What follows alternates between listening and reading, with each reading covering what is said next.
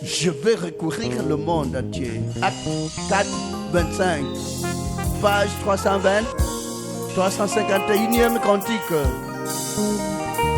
Amen.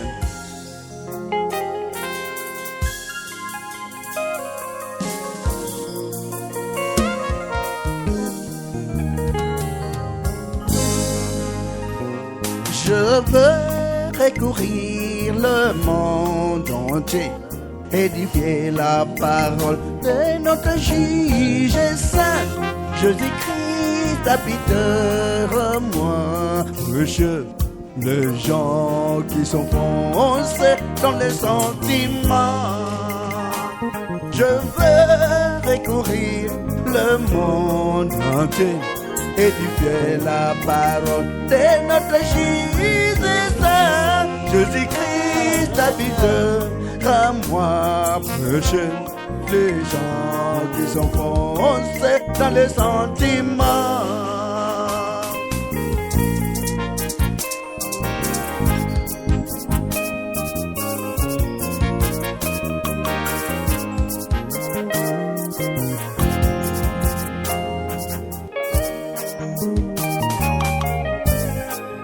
Jésus-Christ est haut, éternel des armées, le haut de cieux, saint des saints, ramène ta connaissance, enfin de libérer ton peuple.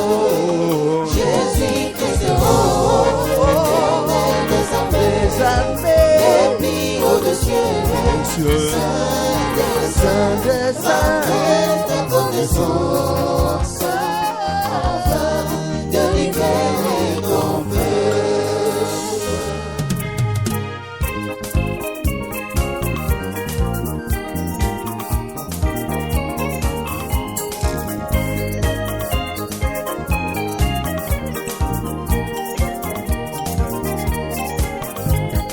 Renégat, que personne ne fasse des fous, sans croix des philosophie, s'appuyant sur la tradition des hommes, sur le principe du monde que nom du Christ. Renégat, que personne ne fasse des fous, sans croix de philosophie, s'appuyant sur la tradition des hommes, sur le principe du monde que nom du Christ.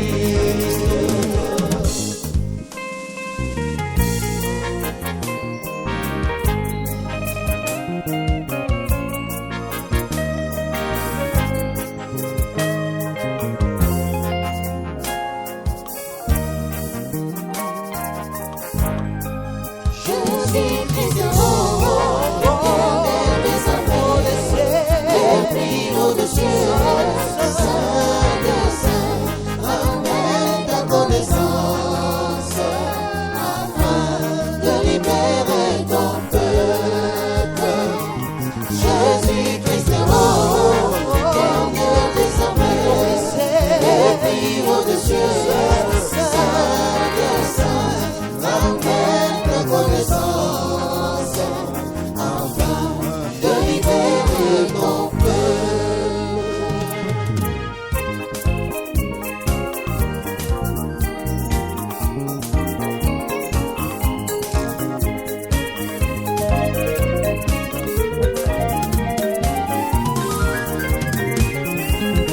C'est toi qui as dit par les Saint-Esprit, à la bouche de notre Père David, ton serviteur, pourquoi cette minute que se veulent penser parmi les nations, parmi les nations, parmi les nations, parmi les nations, parmi les nations, parmi les nations, parmi les nations, parmi les nations.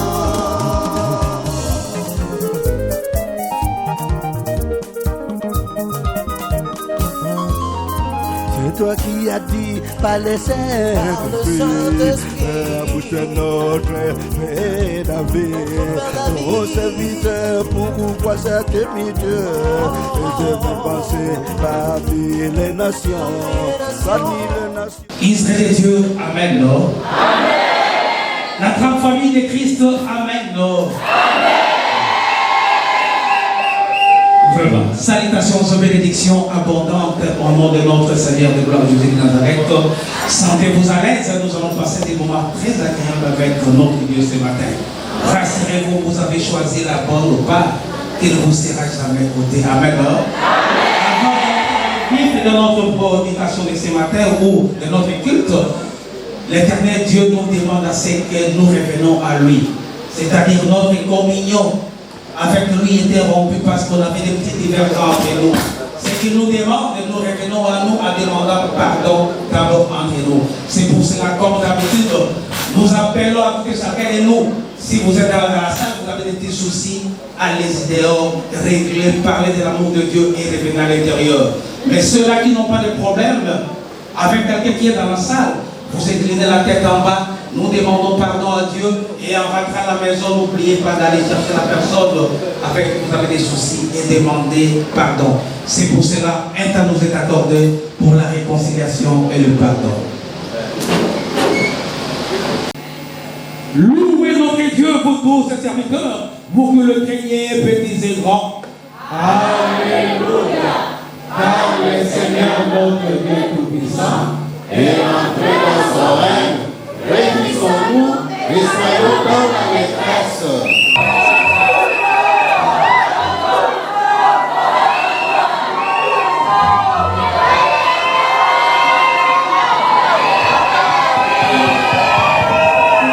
Heureux ceux qui sont appelés au festin des noces de l'agneau. Veuillez vous asseoir, peuple de Dieu.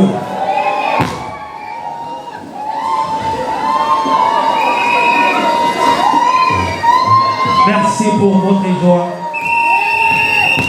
Amen, le peuple de Dieu.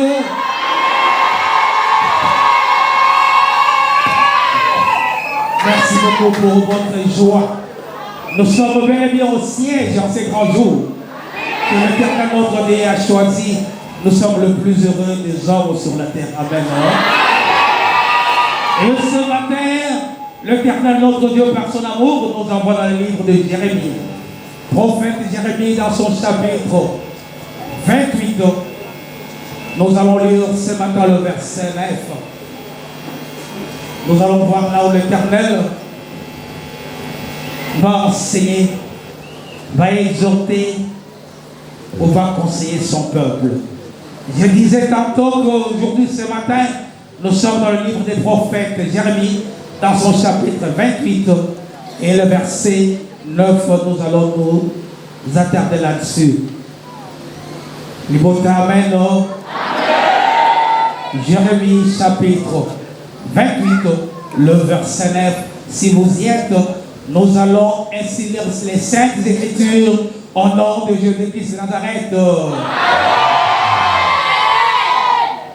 Mais si un prophète prophétise la paix, c'est par l'accomplissement de ce qu'il prophétise qu'il sera reconnu comme véritablement envoyé par l'Éternel. Amen.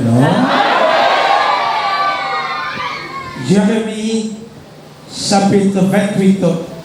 Nous avons lu le verset 9 que nous recommençons encore une fois au nom de Jésus-Christ de Nazareth.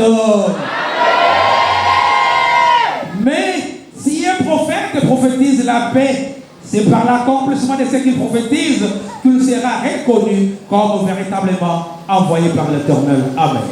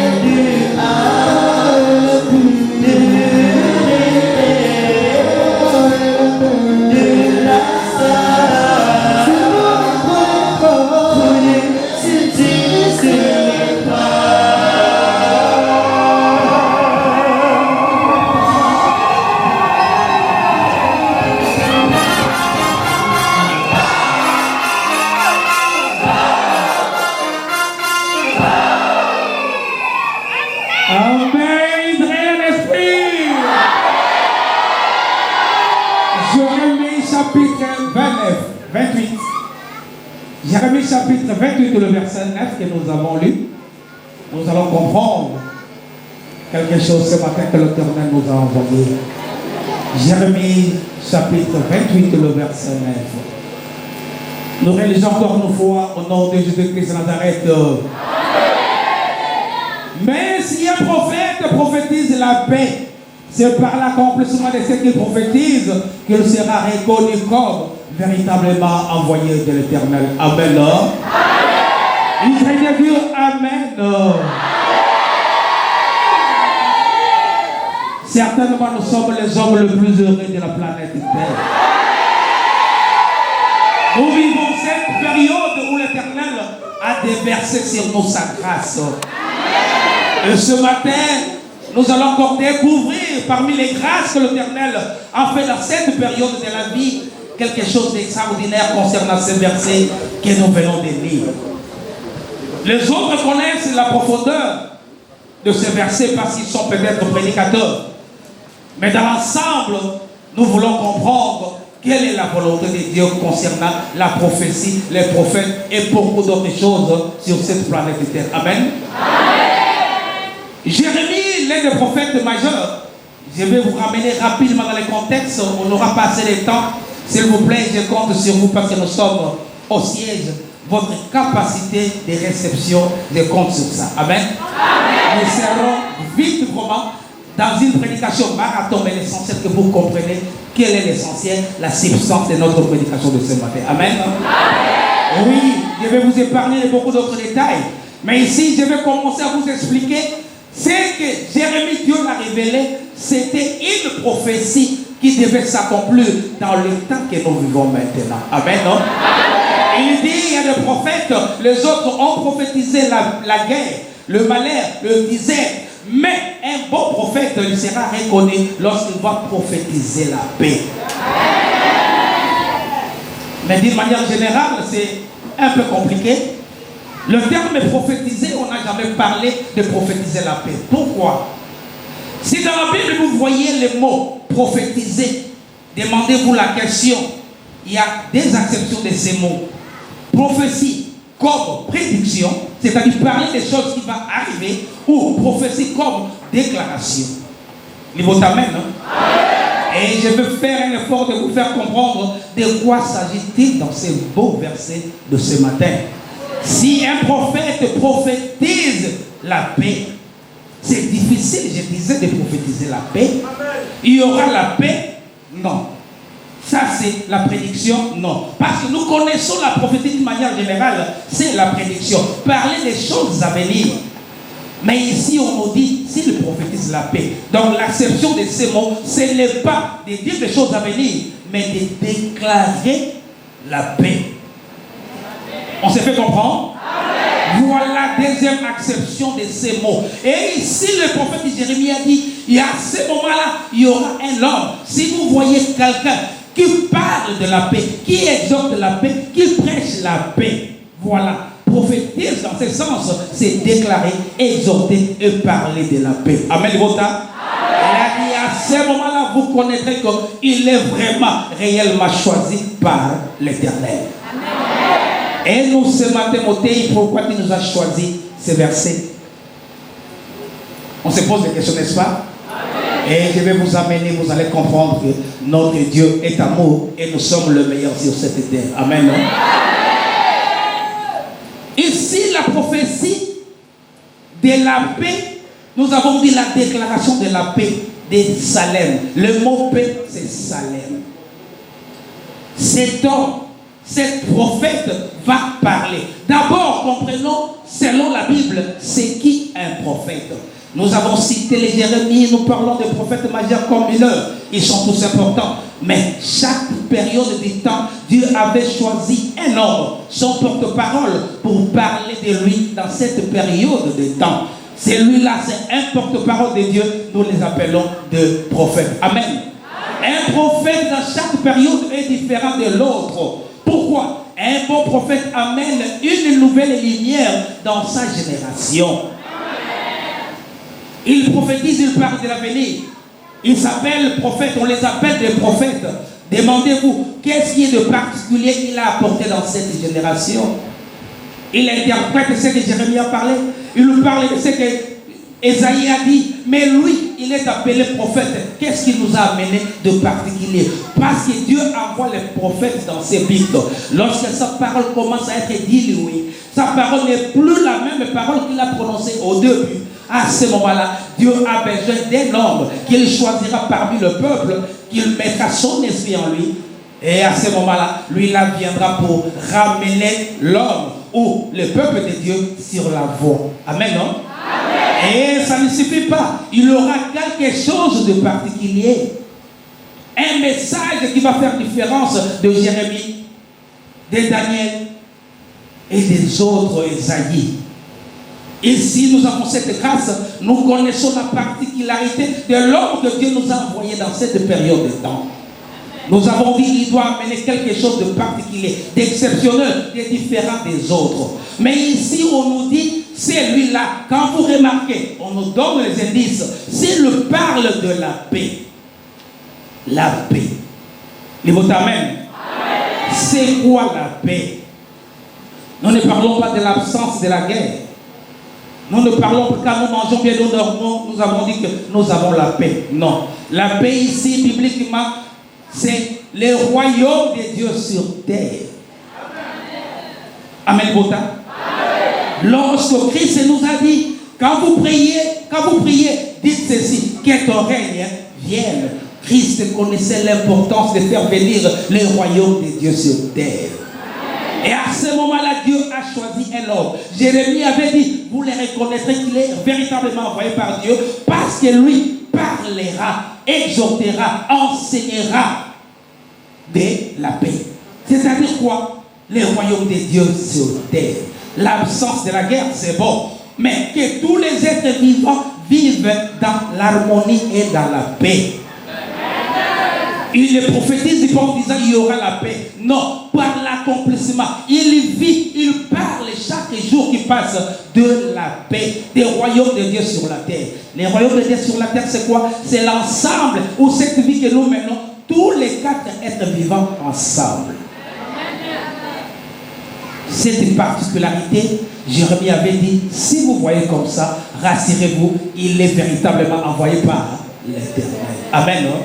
C'est là que nous disons à chaque fois que nous sommes le plus heureux de se retrouver dans cette période de la vie. La prophétie était déclarée des milliers d'années avant. Et nous vivons l'accomplissement. Parce qu'à côté de nous, Dieu nous a amené celui-là qui ne fait que nous parler de la paix.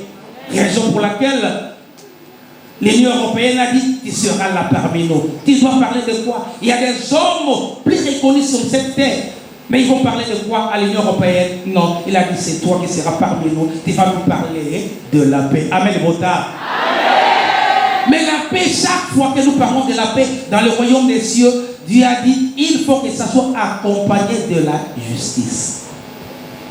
La justice. Un deuxième mot, nous parlons de la paix, nous parlons de la justice. La justice, la paix, nous avons dit, lorsque nous considérons les uns les autres, tous les êtres vivants sur la terre ici, que nous sommes tous pareils.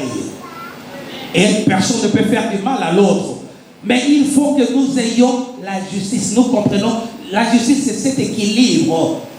L'homme avait péché. Quand l'homme a péché, le déséquilibre est venu. C'est-à-dire, les autres animaux sont partis. On ne vivait plus ensemble. Et on appelait maintenant les autres animaux sauvages. Amen, non?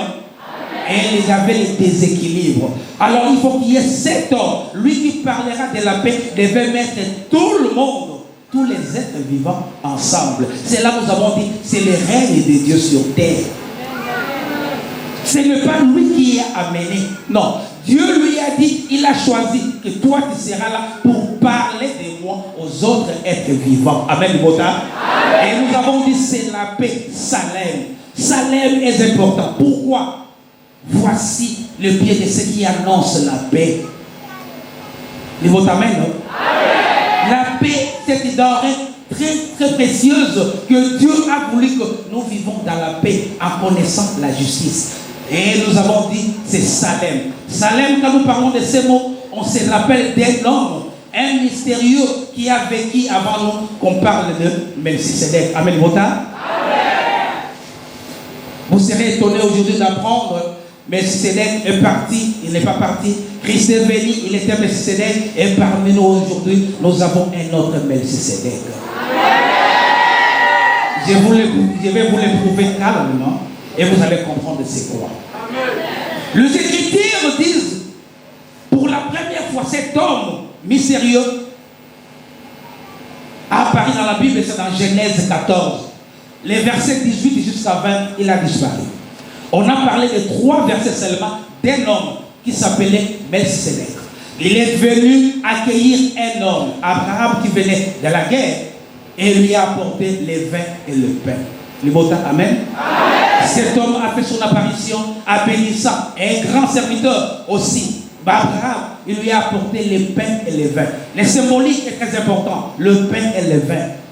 Il n'était pas affamé, mais quand il vient, il devait avoir la parole qui est le pain, il devait avoir les vins qui est le Saint-Esprit. Et les deux là sont tirés de la terre. Le vin, c'est la vigne, amen, non?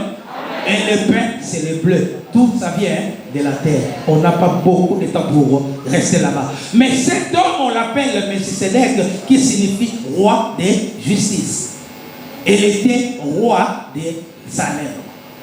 Salem, là, ce n'est pas un pays. Ce n'est pas une ville qu'il était roi là-bas. Non, il était seulement roi de Salem ou roi de paix. Son nom, c'est Dieu juste ou Dieu de justice. Voilà les deux choses. Cet homme est apparu, il est parti. Les Écritures nous disent qu'il n'avait ni commencement, ni fin, ni parents. Les hommes comme ça existent. Les mots amen, non?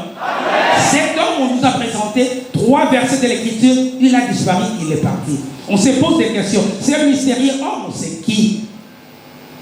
Laissez-moi vous dire que c'était juste le prototype du Messie. C'était la préfiguration de notre Seigneur Jésus-Christ. Mais il avait des choses très importantes que Jérémie a parlé. La justice et la paix. Si vous avez parmi vous maintenant un homme qui marche à la lumière de la justice et de la paix, c'est parmi vous, c'est qui? C'est un Melchisedec. Nous avons un Melchisedec dans cette église. Christ est venu plus tard. Il a dit ceci. Moi, je suis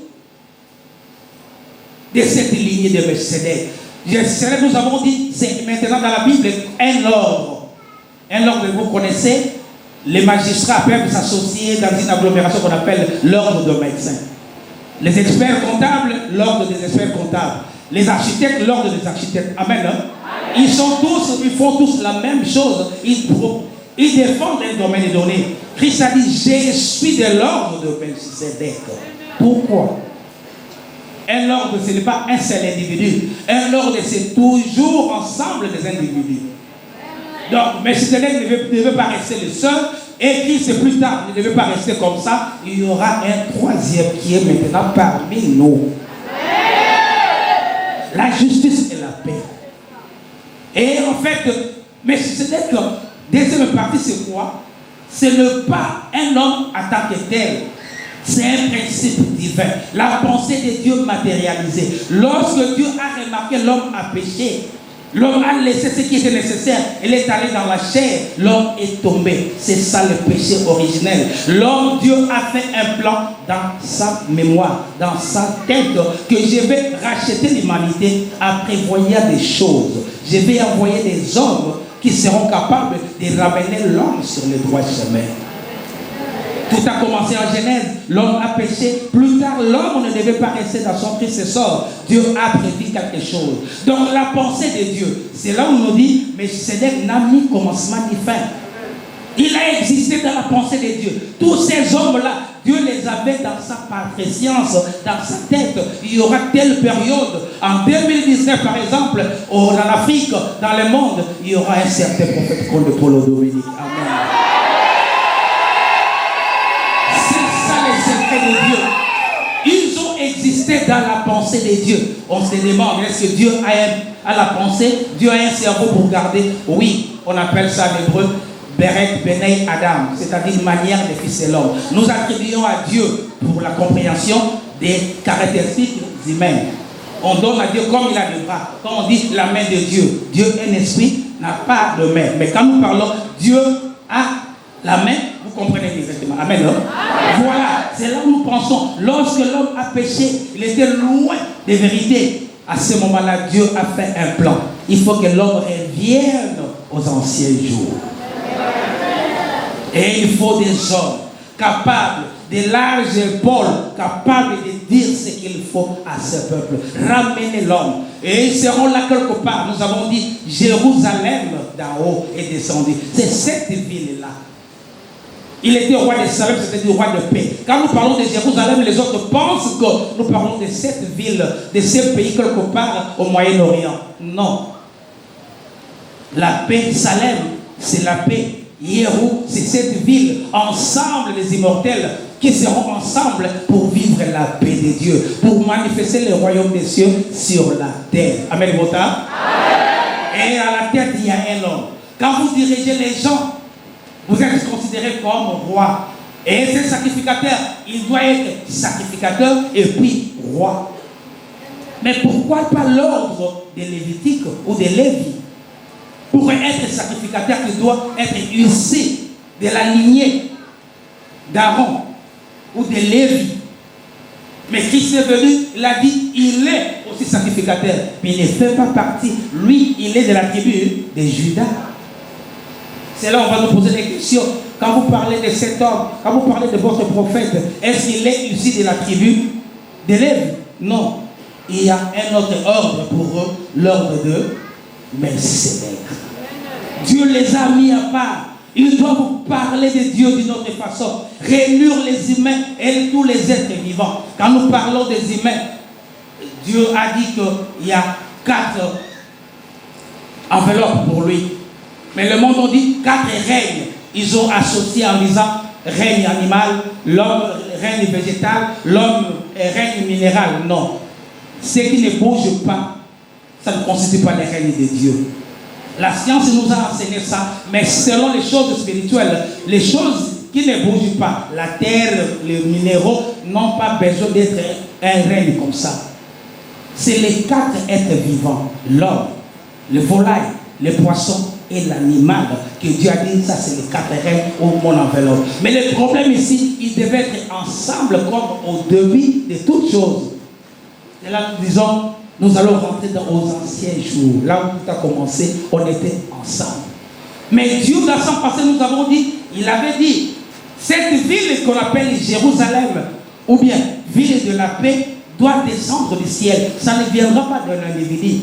Prophète du compte ne créera pas ce monde. C'est Dieu qui a amené. C'est là que nous disons dans Apocalypse 21, c'est descendu du ciel. Amen. Cette ville où nous allons constituer, notre problème c'est quoi? Il y a un architecte principal qui est Dieu. Mais il y a un chef-d'œuvre. Celui qui conduit les hommes sur la terre, c'est celui-là, c'est son serviteur que Dieu a oué. Il est parmi nous. Amen. Et quand nous sommes ensemble, il nous montre la voie parce que le plan est déjà dessiné. Chacun de nous apporte la brique. Nous parlons aux uns aux autres ce qui est le Lobanazambe. Nous disons, voici, venez chez nous, nous ne mentons pas. Mais l'essentiel c'est quoi? Que vous ayez la vie éternelle. Amen. Nous continuons à bâtir. Brique après brique. Lui ne fait que surveiller, voir comment chacun de nous met sa brique. Mais entre 2 briques, il y a quelque chose qu'on appelle les joints. Et on a besoin de ciment pour que tout soit vraiment réellement ensemble. Amen. Et il est écrit que les jours là, c'est l'amour. On se regarde, on ne se connaît pas, mais nous sommes ensemble parce que nous pensons de la même manière. On ne met pas entre nous ces liens qu'on appelle les ciments, c'est l'amour. Dans ce royaume, dans cette Jérusalem qui est descendue du ciel, qui a la forme d'un carré, c'est-à-dire l'égalité entre tous les 4 êtres vivants, on n'a pas besoin d'être supérieur à l'autre. C'est ça, c'est là que nous avons dit que Melchisedec, c'est cet être-là que Dieu a suscité parmi nous pour rééquilibrer les choses. Amen. Amen. Libreville chaud. Nous allons appuyer les propos du prédicateur. Parlant de la paix, nous sommes dans le livre prophétique d'Osée. à son chapitre 2, le verset 20. Osée, chapitre 2, le verset 20. Lisons les Saintes Écritures au nom du Seigneur Jésus-Christ de Nazareth. En ces jours-là, je traiterai pour eux une alliance avec le bête des champs, les oiseaux du ciel et les reptiles de la terre. Je briserai dans les pays l'âpre, l'épée et la guerre, et je les ferai reposer avec sécurité. Nous réalisons Osée, chapitre 2, verset 20. En ces jours-là, je traiterai pour eux une alliance avec les bêtes des champs, les oiseaux du ciel et les reptiles de la terre. Je briserai dans les pays l'âpre, l'épée et la guerre, et je les ferai reposer avec sécurité. Nous invitons encore le livre d'Hébreux, Hébreux chapitre 7, du 1er au 3e verset. Hébreux chapitre 7, du 1er au 3e verset. Lisons les Saintes Écritures au nom du Seigneur Jésus-Christ de Nazareth. En effet, c'est Melchisedec, roi de Salem, sacrificateur du Dieu très haut, qui alla au devant d'Abraham lorsqu'il revenait de la défaite des rois qui les bénit, et à qui Abraham donna la dîme de tout, qui est d'abord roi de justice, d'après la signification de son nom, ensuite roi de Salem, c'est-à-dire roi des paix, qui est sans père, sans mère, sans généalogie, qui n'a ni commencement de jour, ni fin de vie, mais qui est rendu semblable au Fils de Dieu, c'est Melchisedec, des mères sacrificateurs à perpétuité. Réalisons les textes pour une très bonne audition. Hébreux, chapitre 7, du 1er au 3e verset.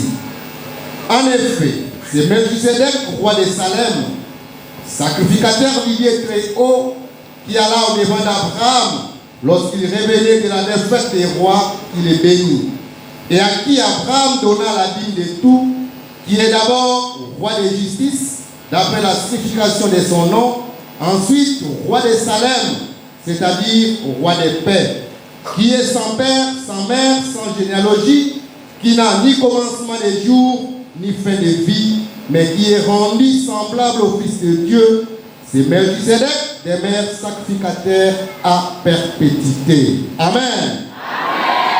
Appelez-vous Yahweh. Voilà, c'est Melchisedec.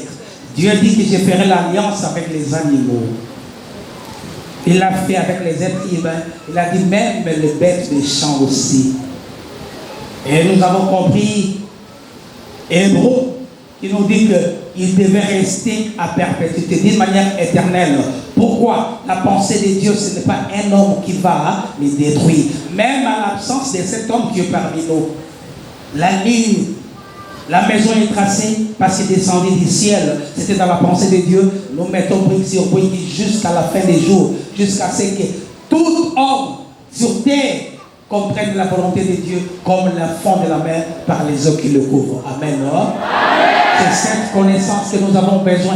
Parmi nous, nous avons besoin que les êtres vivants soient en paix. Nous allons parler de l'amour. Mais ce qui est intéressant, c'est quoi? Que celui qui porte ces flambeaux que Dieu a mis devant nous, il ne travaille pas seul, il a besoin de tout et chacun de nous. Mais nous allons constater qu'il y aura les ennemis, les gens de gauche à droite, qui ont déjà constaté qu'il y a quelque chose d'extraordinaire que Dieu a mis dans cet homme, que je vais conclure en disant que je suis un homme, un serviteur de Dieu, entre guillemets, qui est un frère que j'aime bien dans YouTube. Il a déplacé un peu le langage concernant l'homme de Dieu. L'homme de Dieu ne répond pas les gens, mais plus tard lui-même est allé vers l'homme de Dieu pour demander des excuses. Ils ont parlé d'amour, ils étaient dans le souriant. À la sortie de l'audience avec l'homme de Dieu, on lui a tendu le micro, il a parlé que non, c'était l'incompréhension, mais en réalité, il a dit c'était la jalousie. Il a dit pour moi, c'était nous sommes des serviteurs tous dans ce pays, mais tout le monde va là-bas chez lui seulement. Pourquoi? Les mots t'amènent. Il était frustré, il a dit tout le monde va là-bas. Pourquoi? Nous sommes tous serviteurs, mais tout le monde. Dans le monde musical, par exemple, au pays, ou bien dans le monde sportif, toutes ces célébrités, il était là-bas. Si je vois un événement, il doit passer par là. On se demande pourquoi seulement cet homme et pas nous. Pourquoi? La raison simple. Quand vous êtes blessé, vous avez le pain, vous avez les vins d'entre vos mains. Et nous allons parler aux gens de cette église, de venir bâtir brique après brique jusqu'à ce que toute la planète Terre aura la connaissance de la parole de Dieu comme le fond de la mer par les eaux qui le couvrent. Amen. Si comme Dieu passe le témoignage de notre Seigneur, Jésus de Nazareth, était l'esprit de la prophétie. Le roi des rois et le Seigneur des seigneurs.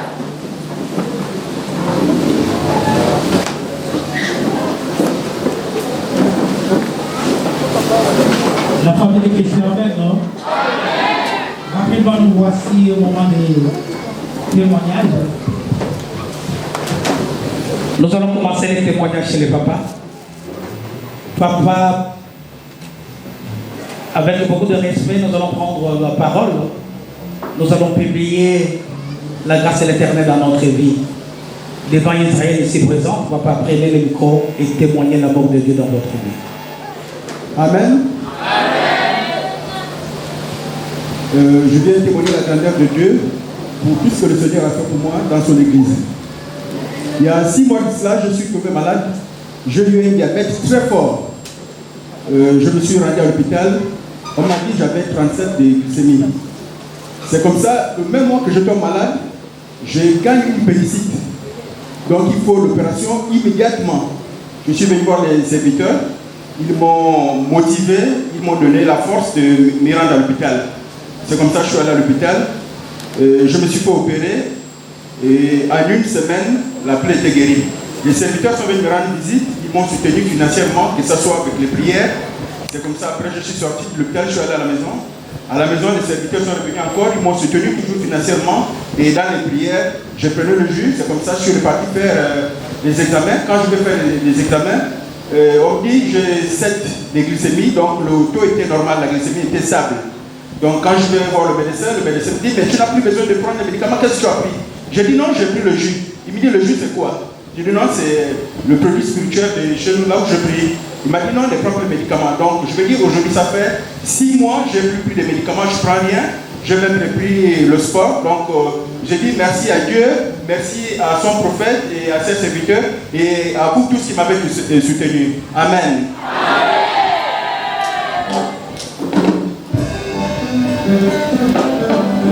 Amen.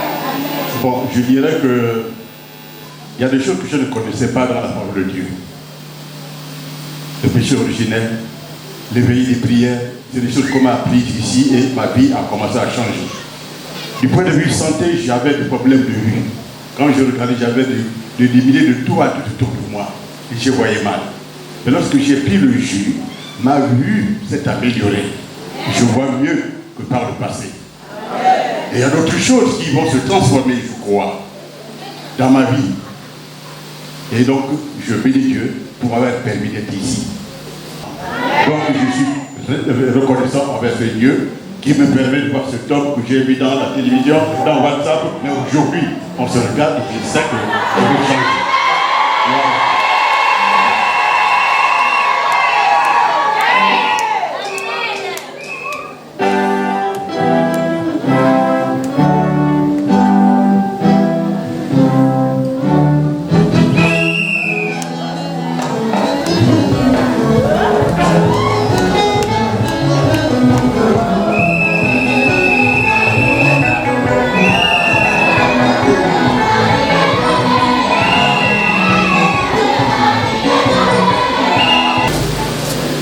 Amen, famille du Christ. Amen, Ban Bafomo. Je tiens d'abord à rendre grâce à Dieu pour m'avoir permis d'être ici présent, pour assister à ce culte en présence de l'homme de Dieu. Vraiment, c'est après celui de, on va dire, manquer du gymnase, mais c'est le premier culte que j'assiste. Et je rends grâce à Dieu pour cela. Mon témoignage remonte un peu, il y a quelque temps. J'ai viens rendre grâce d'abord pour le jus révélé. Parce que c'est à travers le jus de révélé que je vais faire ce témoignage. Il y a quelque temps, j'ai souffert, je ne sais pas, d'un mal atroce au niveau des oreilles. Et ce mal m'a empêché de travailler. Je suis rentré à la maison, j'ai fait les examens comme on m'avait demandé. J'ai fait l'attention, ça n'a rien révélé. Mais depuis que je suis arrivé à Bizoba, j'ai commencé à prendre le jus. Les serviteurs m'ont conseillé de faire le jus et je le fais. Je buvais. Ils m'ont dit de mettre aussi au niveau des oreilles avec le coton-tige. Ce que je faisais. Et après un temps, il y a des choses vraiment bizarres qui commençaient à sortir de mes oreilles. Je ne peux pas expliquer, je ne sais pas quoi c'est que c'est, mais ça continue aujourd'hui encore depuis que l'arrivée de l'homme de Dieu avec nous ici. Et j'ai continué à mettre le jus. Vraiment, c'est difficile. C'est difficile, je ne saurais pas expliquer ce que c'est, mais des choses comme ça qui sortent des oreilles de quelqu'un qui est vivant, c'est inexplicable. Dernièrement, c'est un asticot qui est sorti, complètement écrasé parce que j'en avais marre. J'ai complètement, au lieu de mettre le jus avec le coton, j'ai mis directement à l'intérieur de l'oreille parce que ça me dérangeait vraiment. Et ça a commencé à couler et un asticot est sorti. Il est complètement, vraiment absorbé. Juste la peau qui était restée. Donc, vraiment, je viens rendre grâce à Dieu pour la puissance du jus révélé qui est en train d'opérer vraiment des miracles dans nos vies. Amen.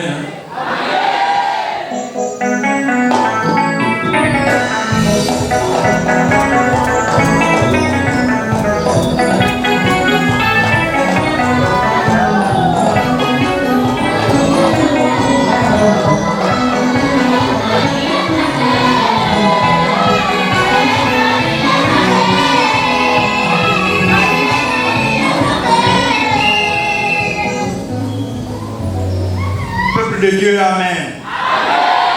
La grande famille de Ilona Nzambe, amen. Est-ce que vous êtes contents ce matin?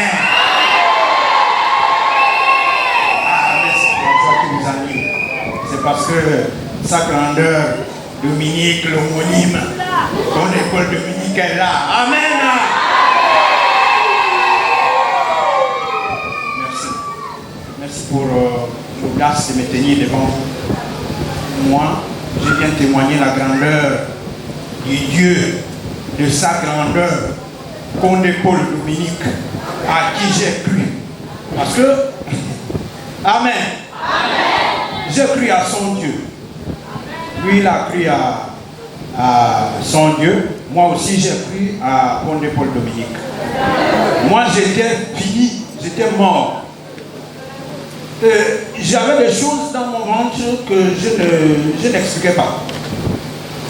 Et je suis parti, je suis passé de partout, dans les hôpitaux, centres médicaux là à côté, l'hôpital militaire, Bongolo, à Lemamba là-bas, au SAMU social, derrière l'université là-bas, mais je ne trouvais pas la guérison. Et de partout où j'ai passé, on ne me disait pas la franche vérité. On me disait toujours qu'il fallait prier, il fallait lancer le feu, il fallait jeter le feu, on me tapait même sur la tête, mais la maladie ne finissait pas. Amen. Amen. Je n'étais jamais guéri. Mais un jour, il s'est présenté, j'ai cité sa grandeur, Condé Paul Dominique, dans mon rêve. Il est venu, j'étais à la place publique là-bas, au mausolée Léon-Bas. J'étais là-bas, j'étais assis. C'est comme ça que je vois un homme qui vient, il me tend la main gauche. Il me dit non, viens, je vais t'envoyer quelque part. Je dis où ça? Je ne parle pas aux inconnus. Il me dit non, viens. Je suis resté, je ne pouvais plus rien dire, je ne le connaissais pas, je ne l'avais jamais vu. C'est le cœur qui voyait. Amen. Amen. Vous voyez par le cœur. Et quand vous rêvez, même si vous êtes aveugle, vous voyez bien. Amen. Amen. Donc, il m'a dit non, viens, je vais t'envoyer. Et nous avons eu une petite dispute. Et après, il m'a dit non, Homo, viens. Je t'ai envoyé quelque part. Et après, je suis sorti du sommeil, de mon rêve. Et puis, 8h, 9h, 10h, j'étais là. Et après, je me suis souvenu, j'ai dit, ah, non, mais et pourtant, il y a un homme qui, dans mon sommeil, et puis il y a une maman, je ne sais pas si la maman là est ici, soit bénie parmi toutes les mamans. Amen. Elle m'a dit non, allons à Irubalanza, mais derrière l'hôpital. J'ai dit, ah, moi, cette histoire-là, il paraît qu'il là-bas, on chante en langue, on fait tout en langue, moi, je ne peux pas. Et puis, vraiment, est-ce que je vais trouver la paix et la santé? Il me dit, allons. J'ai dit, mais je ferai. Donc, je vais partir. Je suis arrivé ici le 23 juin 2022, à 10h. Mais, méconnaissable. Vraiment, il fallait seulement un coup de vent comme ça, et puis je tombais, je mourais. Et c'était fini. Mais, chers frères et sœurs, consolateurs, en vérité, vous êtes le consolateur des nations. Amen. Vous êtes le vrai consolateur que Jésus-Christ de Nazareth nous avait promis. Il n'y a pas de mensonge. Amen. Donc, je suis arrivé là. Quand je viens, les mamans m'ont reçu à l'entrée là-bas. Ils m'ont amené jusqu'ici dans la salle. Je suis allé chez les Vitei. Après les Vitei, je suis allé chez les Bassakoliers. Et les Bassakoliers vont me dire, non, tu avais mangé. J'ai dit, j'avais mangé quoi? Tu avais mangé une nourriture spirituelle, une nourriture mystique. Voilà. Une nourriture mystique. C'est ce qui te dérange. Parce que tu vas aller de partout, tu ne vas jamais trouver la guérison si tu ne restes pas ici. Ils m'ont conseillé le jus. Et il dit, ah, le jus. Le jus là, c'est comment? Le jus. J'ai dit, non, bon, je vais avoir un Fanta là-bas, ou un Coca, ou bien un Sprite, c'est un jus. Ils me disent, non, le jus c'est ici. Amen. Le jus est ici, c'est ce jus-là qui a fait de moi ce que vous voyez aujourd'hui. Mais vous n'avez encore rien vu parce que c'est encore intérieur. Bientôt ça va s'exploser. Amen. Soyez tous bénis. Amen.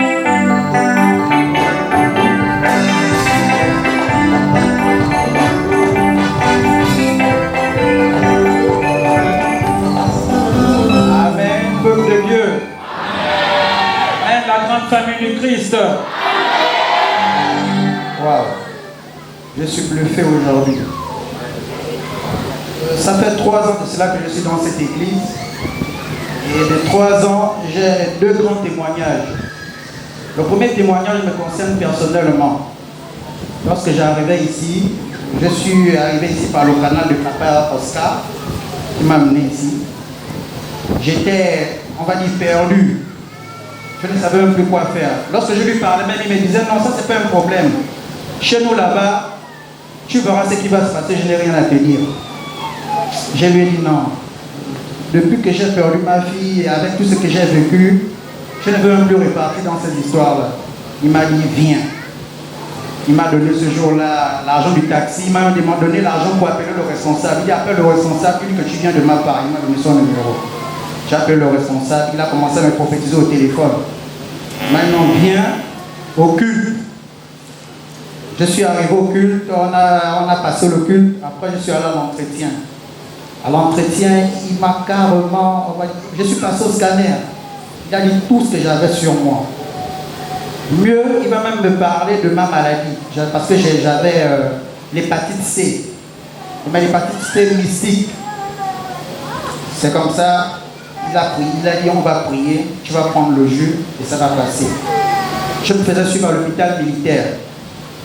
Et lorsque je repars à l'hôpital militaire pour aller refaire les examens, parce qu'il faut revoir à quel niveau on est, si la maladie, ça a changé ou ça a augmenté ou pas.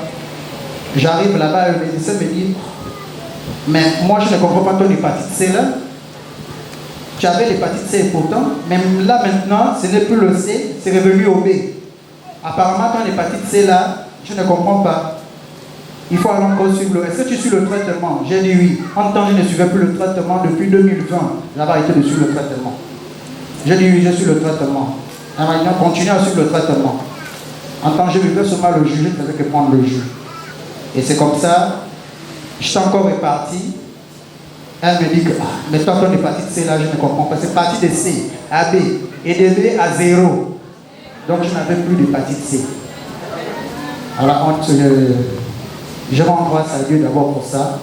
Et l'autre témoignage, c'est celui, toujours dans mon foyer, concernant ma fiancée et moi.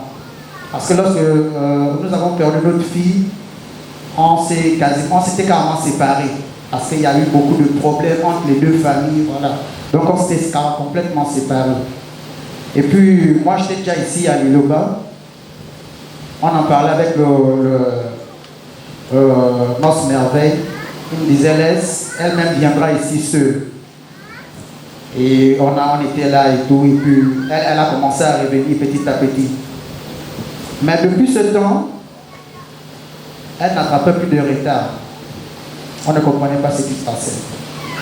Et puis, lorsqu'elle a accepté de venir à Liloba, le responsable nous a prophétisé à deux. Il a prophétisé, lui a dit que non, tu as un problème, tu as un sérieux problème. Mais on va prier, ça va passer. La première grossesse, elle était enceinte. Oh non, j'ai un retard, ok, d'accord. On va aller voir Moss. On est arrivé chez Moss, Moss nous a dit, en fait, c'est un retard, oui, mais vous n'allez pas voir l'enfant là. Il nous a dit, il y aura 3 retards. Tu vas attraper 3 retards. Mais les 3 retards, tu ne verras pas d'enfant. C'est au 4e retard que l'enfant arrivera. Amen. Amen. On a suivi le jour où nous étions là. Après la louange, elle pleurait. Moss là nous a consolés. On était toujours en train de suivre le traitement du jus. Après on est arrivé au baptême. On nous a baptisés après le baptême et tout. Elle est repartie parce qu'elle se faisait suivre chez un gynécologue. Et le gynécologue qui lui suivait, lui, il va demander de faire les examens, les échographies et tout. L'échographie va révéler qu'elle avait le verre gauche qui s'enflait. Et donc, lui avait clairement dit qu'elle ne pouvait plus faire d'enfant. Elle était revenue, elle m'a fait part de ça, elle était en larmes. On est venu ici, on a encore venu voir le responsable. Le responsable a dit, restez tranquille, Dieu va faire. Si c'est le Dieu de Liloba que je connais, il fera. Et l'enfant, on va le porter ici. On est resté dans la prière. On a suivi tout ce qu'on donnait comme conseil. Et quelques temps après son baptême, parce que nous on n'y croyait même plus. Mais le responsable nous entretenait toujours à la prière, nous appelait toujours d'être fort et tout. Et lorsque je suis au travail un jour, elle m'appelle et me dit que non, je ne me sens pas bien. J'ai dit, tu as quoi? Ah mais non, j'ai dit non, si c'est comme ça, va, répare, voir ton gynécologue. Non, je ne vais pas aller voir le gynécologue. C'est comme si j'étais enceinte. J'ai dit, laisse-moi tes histoires là. Moi, je suis sorti de travailler, de toute façon, laisse-moi ça. J'ai raccroché. Après, je l'ai rappelé, je lui ai dit non, va faire le test. Elle a dit, ok, d'accord. Et puis, elle ne m'a plus rappelé. Le soir, quand j'entre à la maison, je trouve dans la chambre, elle m'étend le papier du test. Elle me dit, tiens, j'ai dit, c'est quoi? Elle m'a dit, où? Un jour comme ça, c'est possible, elle est enceinte. J'ai dit, je ne t'ai même pas réjoui. Elle me dit, tu ne te réjouis même pas, ça ne te fait rien. J'ai dit, moi je ne crois plus jouer à cette histoire-là. Après on va repartir chez moi aussi, il va me dire que non, il n'y a rien, c'est pas encore passé. D'une séance tenante, j'ai appelé Moss. J'ai dit, Moss, voilà. Moss me dit, non, allez-y refaire encore le test de demain. Nous sommes allés refaire le test. Effectivement, nous sommes allés maintenant faire l'échographie. L'échographie est révélé qu'effectivement elle est enceinte déjà de 2 mois.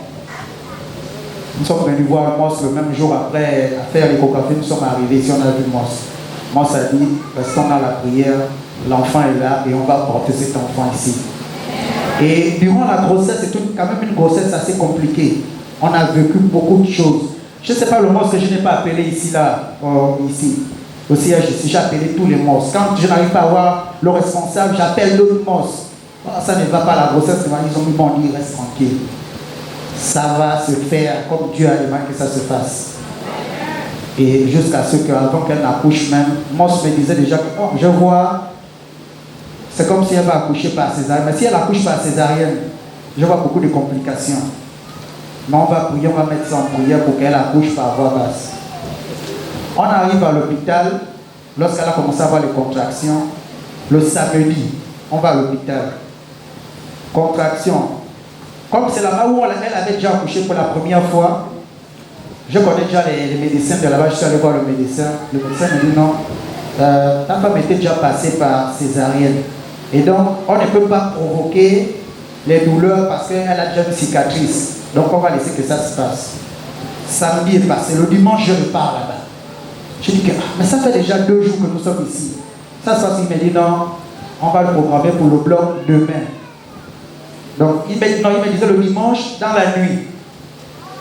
Je suis reparti, j'ai dit ça à sa maman, que non, ils m'ont dit qu'on veut le programmer pour elle. Elle dit, ok, si c'est le bloc, elle n'a qu'à passer au bloc. J'ai appelé Moss. Moss dit, il n'y aura pas de bloc. Restez en prière, il n'y aura pas de bloc. Je ne vois plus de bloc. Nous sommes restés en prière.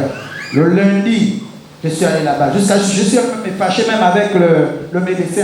Je dis non, quelqu'un ne veut pas souffrir comme ça pendant 2 jours, 3 jours de journée ici, et puis vous ne faites rien.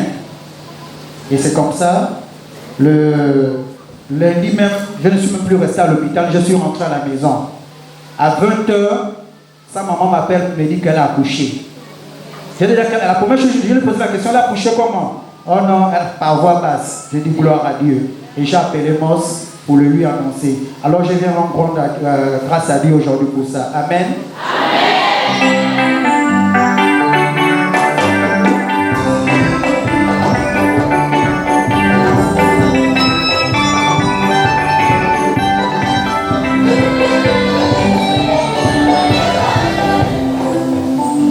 Amen, Eloa. Amen, le peuple de Dieu. Je vais témoigner Dieu qui m'a fait pourquoi il a fait pour moi. Faut pas qu'on dit qu'il est venu. Ça, c'est la première fois qu'il est venu ici. Moi, j'étais malade. Je ne marche même pas. Je lui ai dit que non. Championnat de là-bas, il y a une église qui est là-bas. Pour les congrès, c'est très fort. On va là-bas. J'ai vu mes répliques, je ne parle pas. Après, je suis parti là-bas. On a fait la prière c'est fini, et puis Moss, bienvenue. À moi, ça ne va pas, je ne marque pas que oui. Tu as quelque chose qui est avec toi là-bas, prends le jus. Quand tu prends le jus, là va sortir. Je paie les jus, je pris les jus. Après, tu m'avais encore voir à l'hôpital, il y a quelque chose qui t'embête ici. Toi qui ne marches pas. Je ne vais pas à l'hôpital militaire. Je dis que papa, tu as la réunion. On va t'opérer. Parce que moi, il avait dit ça, qui on va t'opérer. Si je ne vais pas partir, et là-bas, je voulais mourir même à la laboratoire. Parce qu'il y a des gens qui meurent à la laboratoire. Quand on fait la réunion, papa il meurt. Bon, comme j'étais avec papa, il m'a dit bon, on va te faire demain matin. Je viens dormir ici, le matin on va te faire. Je viens dormir là-bas, à l'hôpital, le matin, je m'amène au bloc. Je prends mon demi-garde, je suis au bloc, il n'y a rien, qu'est-ce qu'on va faire? Et tu n'as pas peur. Tu as une bonne voix. Après on m'a opéré, on va changer le champ. Parce que quand on t'appelle à l'hôpital, on t'amène au bloc, tu vas t'appeler, on te change la chambre. J'ai vu maintenant la chambre que j'ai. Nous, on va changer la chambre. C'est pas grave. Après, on m'appelle. J'ai dormi là-bas. Le docteur est venu le matin que papa m'a appelé. Va à la maison. Dieu t'a guéri. Mais bon, on m'a appelé hier, aujourd'hui. Je parle. Je sais que ici, pendant une semaine, qui non. Toi, après que les autres, c'est pas la même chose. Toi, c'est Dieu qui t'a appelé. Va à la maison. Soit on ramassait les choses à marée. C'est là maintenant, l'autre qui est descendu au lit pour descendre les escaliers, une chanson qui est venue. Avant tout, je ne connais pas beaucoup chanter une chanson. Dieu m'a dit qu'il chante. Dans l'amour, Jésus m'a sauvé. Dans l'amour, Jésus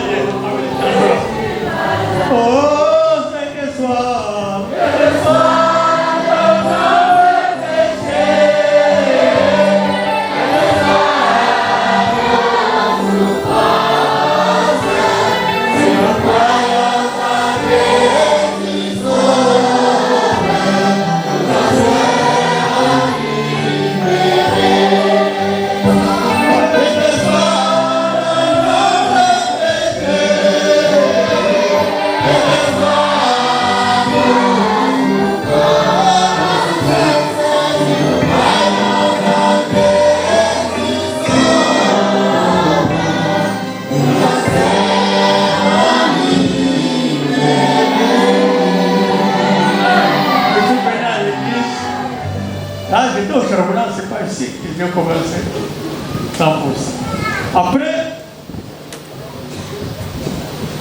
mon sœur peut venir me dire, papa, tu es guéri. Oh, Dieu m'a guéri, merci. Maintenant, je ne sais pas qu'est-ce qu'il avait fait pour rentrer 100%. En tout cas, Dieu m'a guéri. Qu'est-ce que je vais donner avec Dieu? Je vais travailler avec Dieu. Et j'ai rentré 100%. Donc, je ne sais pas comment j'avais fait pour rentrer là-bas. J'ai commencé 100%. C'est pas ici, depuis Charbonnage. Parce que je ne marchais pas. J'avais des problèmes. Après, j'ai venu à la maison. J'ai dit à madame, non, là maintenant ça va maintenant. Il y en a plus. Maintenant, j'ai pris les photos. Une photo, hein. Là, lui, je parle avec les photos. Toi, l'homme de Dieu, tu connais comment j'étais. Aujourd'hui, je marche. Je ne sais pas qui m'a fait ça. Après, j'ai prié, j'ai dormi. J'ai vu le prophète, il est venu dans mon salon. Les photos, ça parle. Hein? S'il y a des gens qui disent, oh, les photos, c'est pas. Moi, j'ai vu les mélanges de photos. Les photos que j'ai parlé, le prophète, il est venu. Lui aussi, il est venu. Papa, quand il m'a demandé, montre-moi l'homme qui voulait te tuer. Puis tu étais malade. Moi, j'ai dit, c'est lui là. L'homme, il a ses voisins. Il a dit, oh, c'est pas moi. Il est venu. Papa dit que c'est toi. Donc, j'avais le problème. Donc, c'est ça. Je vais témoigner. Pourquoi j'ai rentré 100%? Parce que Dieu m'a guéri. Qu'est-ce que je dois donner avec Dieu? Je ne marchais pas. Parfois, je ne dansais pas. Je dis, on peut là, c'est comme non, moi. Tout ce que les paroles ici, que ça, on ne mange pas ça, on ne mange pas ça. Si tu mets ça tout ça en pratique, tu auras la gloire de Dieu. Amen.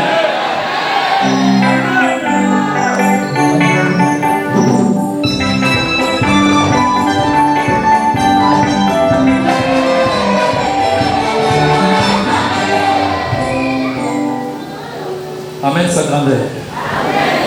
Amen, maman. Amen, peuple de Dieu. D'abord, je voudrais commencer par dire merci au prophète parce que, en fait, depuis que je suis à Liloba, c'est la première, disons, c'est la toute première fois que je me tiens comme ça devant toute l'assemblée et puis témoigner la grâce de Dieu, le merveille que Liloba Nzambe a fait dans ma vie. Tel que je suis là, je suis le témoignage de Liloba. Parce qu'il y a beaucoup de choses qui sont arrivées dans ma vie. Je serai quand même un peu trop court parce qu'il y a tellement nombreux de miracles qui s'est manifestés dans ma vie. Mais je vais juste épingler 3 grandes choses. Donc, si ce n'était pas Liloba, je n'allais pas être devant vous comme ça. Peut-être que je serais déjà mort depuis ces années-là. D'abord, je vais commencer à vous dire comment est-ce que je suis à Liloba. Comme tout enfant, j'étais avec le parent et arrivé en 1999, mon père était mort. Quand papa était mort, j'avais vraiment des désespoirs de la vie. J'ai désespéré à toutes choses. Je me disais, quand papa n'est plus là, je ne sais pas si je vais encore vivre. Parce que tout était gâté, mes études, et je ne savais pas comment est-ce que je vais évoluer. J'étais parmi tous ces enfants-là qui étaient au quartier, qui aimaient beaucoup les études. Et qu'est-ce qui est arrivé? Ces années-là, quand papa était mort et la famille est venue, vous savez, comme dans toutes les familles africaines, et ils se sont accaparés de tous les biens de notre papa. Nous, étant petits, on ne savait pas quoi faire. Et j'avais des amis dans les quartiers qu'on étudiait avec dans une même école. Et c'est par là que j'ai commencé à habiter chez eux.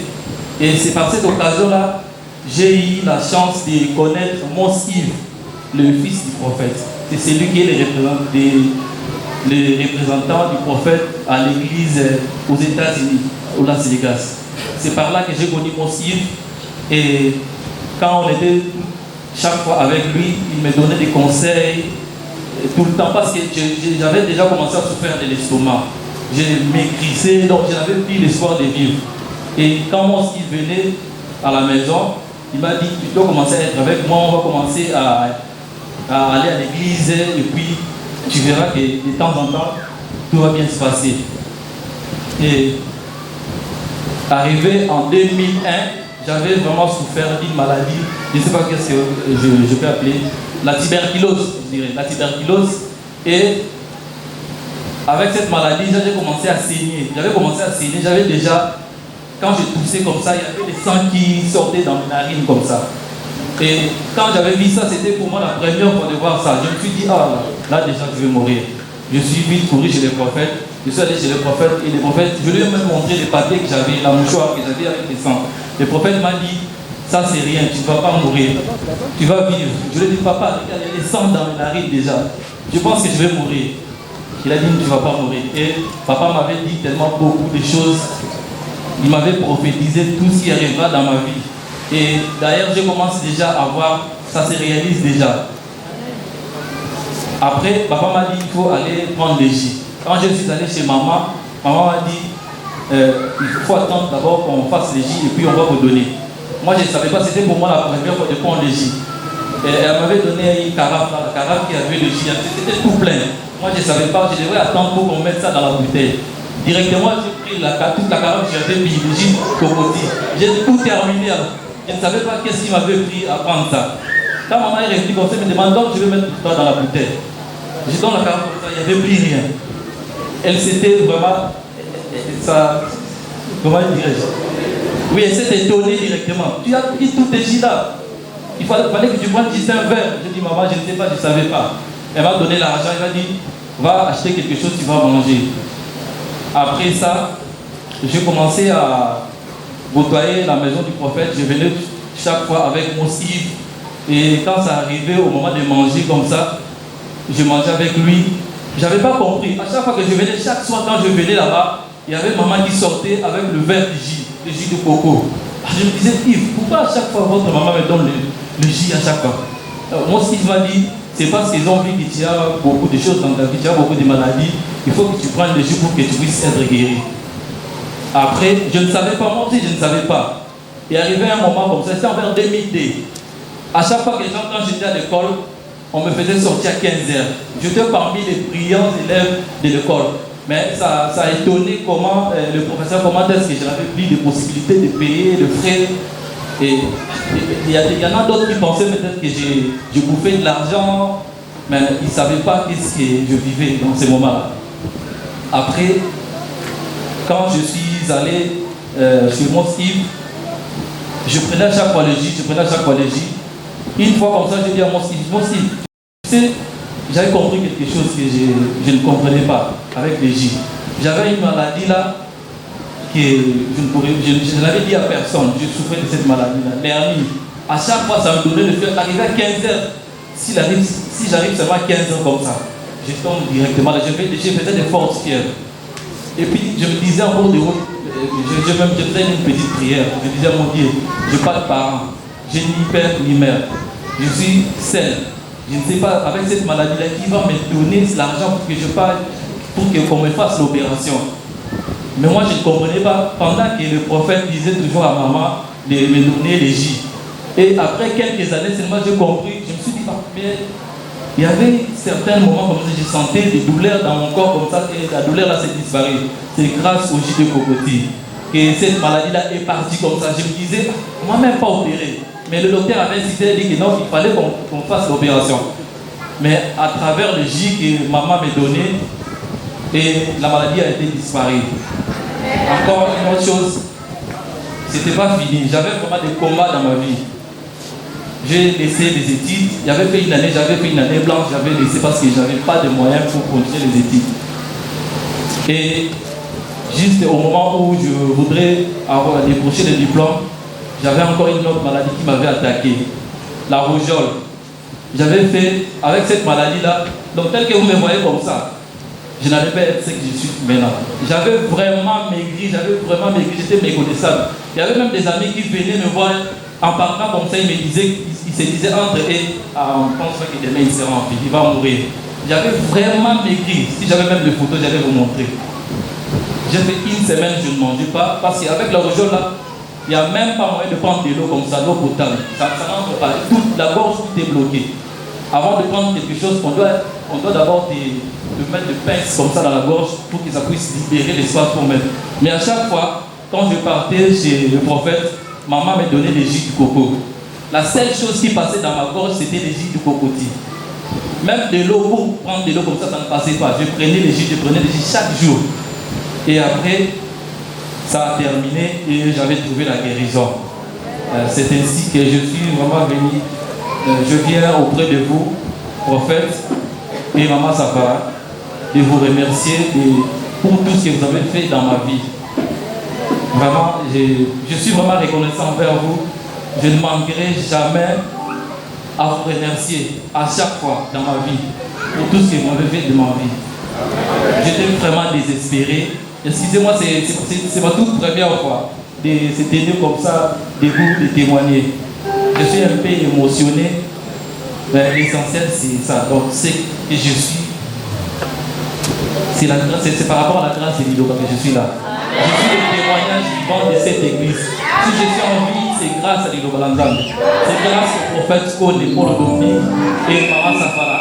Et je ne serai pas ingrat à remercier mon Yves, c'est celui qui a fait que je puisse être à la maison comme tout enfant. J'ai été hébergé chez le prophète depuis 2007, je suis chez le prophète. Mais je ne venais pas à l'église, je ne savais pas l'église, mais à partir de mon Yves, j'ai commencé à venir à l'église. Et puis jusque-là, maintenant, je fais partie de la délégation du prophète. Vraiment, je tiens à remercier mon Dieu pour tout ce qu'il a fait dans ma vie.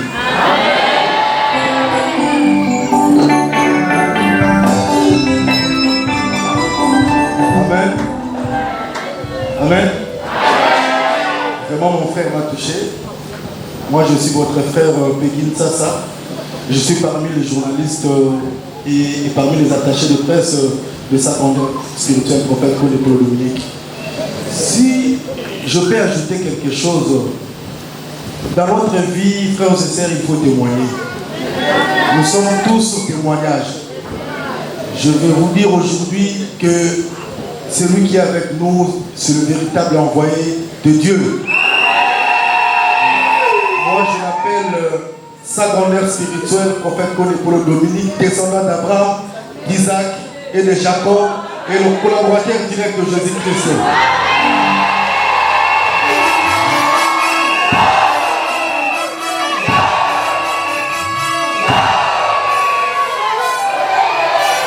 Merci beaucoup. Je serai bref.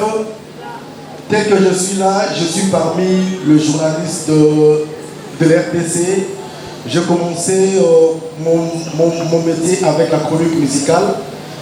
Peut-être les gens me connaissent par le nom Peggy Sassa, le musicien me dédie souvent. Mais je ne savais pas un jour que je serais proche de l'homme de Dieu. En 2006, il y a eu mon oncle qui me disait « Allons voir notre prophète ». Moi, je me suis dit que quel prophète là? Moi, je suis célèbre. Moi, je côtoie les grands prophètes, les grands pasteurs. Celui-là, c'est qui là? Il n'a même pas de l'impact. Moi, le Chine, les profils, les familles me dédient. Non, en tout cas, il faut aller. Lorsque je suis arrivé chez l'homme de Dieu, c'était ma toute première fois de voir un prophète me prophétiser et me parler tout ce qui s'est passé dans ma vie depuis que moi je suis né.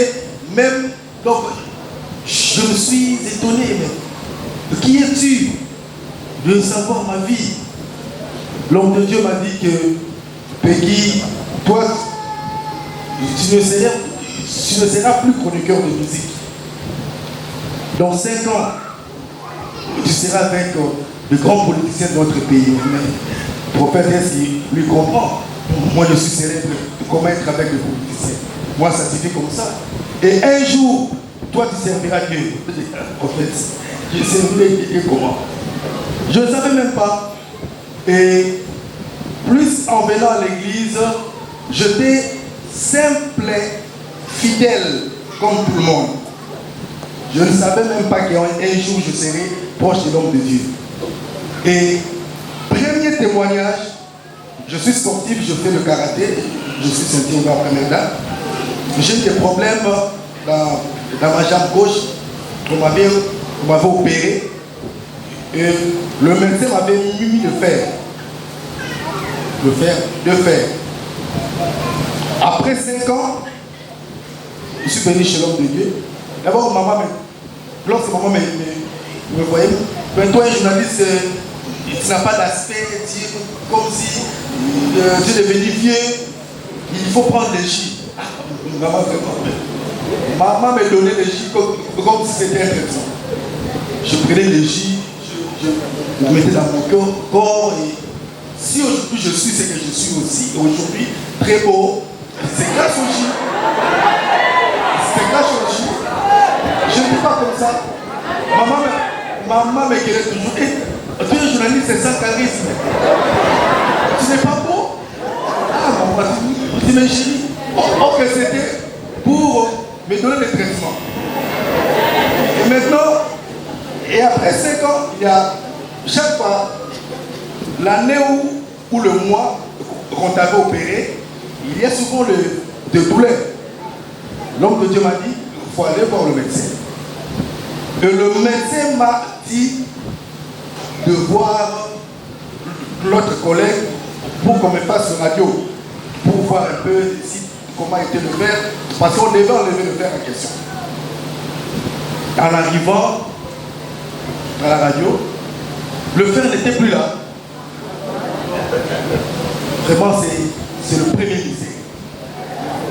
Je dis, mais comment moi je vis, comment me mettait le fer ici? Et c'est parti où? Et c'était le premier miracle. Deuxième miracle, mesdames, messieurs, comme je l'ai dit dans les émissions, je donne le micro à plusieurs gens qui m'ont témoigné la grandeur de l'homme de Dieu. Mais moi-même, lorsque j'ai été opéré, on m'avait opéré le calcul biliaire. Le calcul biliaire, c'est dit, si vous ne buvez pas beaucoup d'eau et si vous ne mangez pas beaucoup. C'était grave là vraiment. J'étais vraiment mourant. Je dis à mon Dieu, en tout cas, j'avais eu peur de la mort. J'avais vraiment peur, mais je dis à papa, j'appelle l'homme de Dieu. L'homme de Dieu, je suis prêt à mourir. Donne-moi la bénédiction. L'homme de Dieu commence à rire. Mais tu as peur de quoi?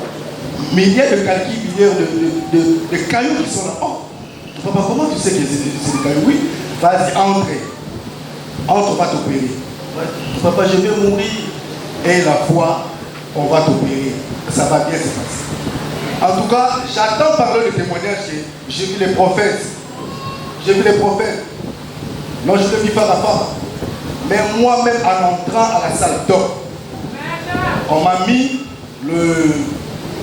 l'anesthésie. Ça ne tenait pas. Je voyais ça comme ça. Mais comment c'est monsieur? Est-ce qu'il prend une chambre ou comment? Là, c'était déjà des J. Les J venaient travailler déjà. Frères et sœurs, je vis l'homme de Dieu. Entrant dans la salle d'homme, ce n'est pas l'histoire, ce n'est pas dans les songes, mais comme ça, l'homme de Dieu est entré.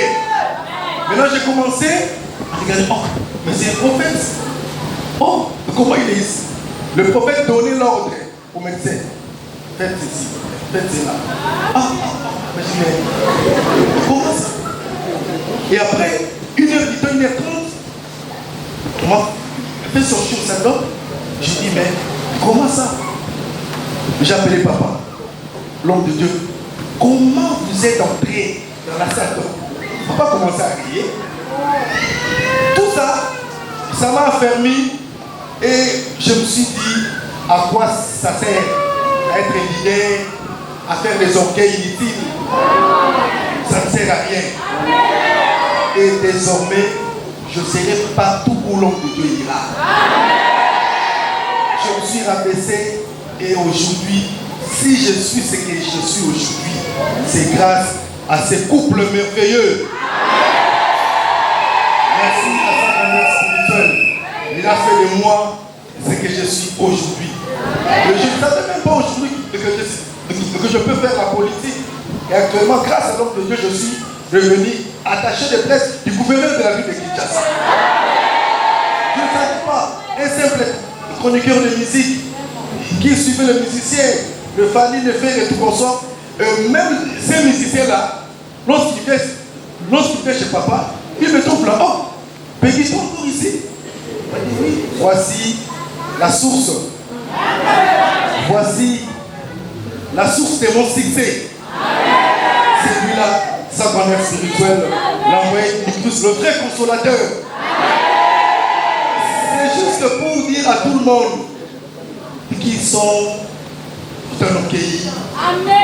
Et qui se sont dit que moi je suis le meilleur.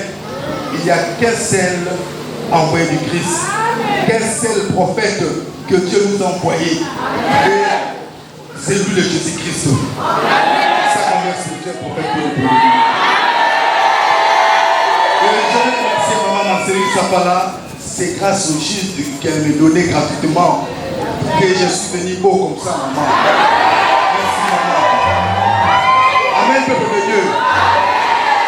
Pour clore, au nom de sa grand-mère spirituelle, je vous invite tous à s'abonner massivement à la chaîne officielle de l'église Louvain Nzambe. Cette chaîne-là, si vous vous abonnez, vous contribuez directement. Parce que l'argent entre directement pour soutenir le œuvre de Dieu. Tous ces matériels que vous voyez là, le caméra, c'est très professionnel. C'est grâce à vos j'aime, vos abonnements, que l'homme de Dieu achète ces matériels. Donc, ne zappez pas, soyez toujours connectés avec notre chaîne YouTube, Église Louvain Nzambe officielle. Amen.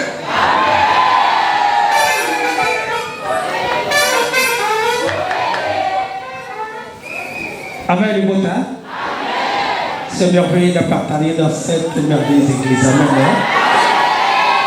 Maintenant, nous passons chez le papa. Papa, vous allez le faire bien comme vous le faites déjà.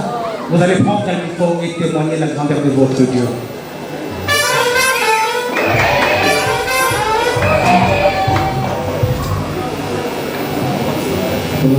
Sur la terre, je chante le salut de la vie éternelle. Le monde dit oui, oui, oui, mais moi je te dis non, je chante la vérité. Oh, que la vérité.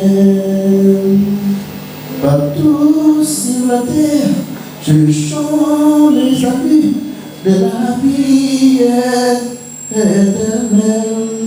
Le monde dit oui, oui, oui, moi je dis non.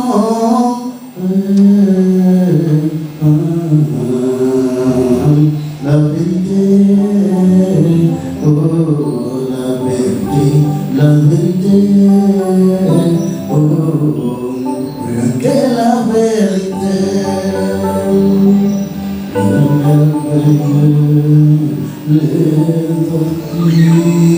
La vertu de Dieu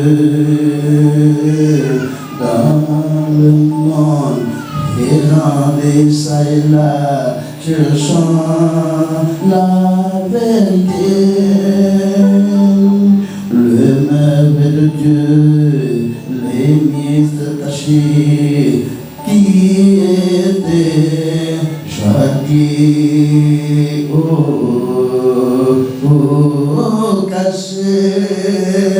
La vérité, oh la vérité, la vérité, oh la vérité, Dieu est vérité, la vérité, oh la vérité,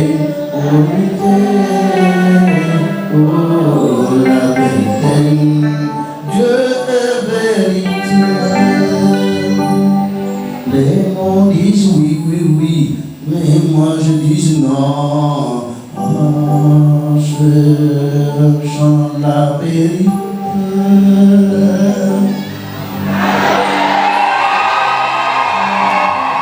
Amen, les montagnes. Ça vient de descendre encore une fois. nous sommes le plus heureux. Amen. C'est ça notre Dieu, toujours présent. Et nous rendons grâce à Dieu pour tout ceci. Amen. Et maman, prenez le micro, témoignez l'amour de Dieu.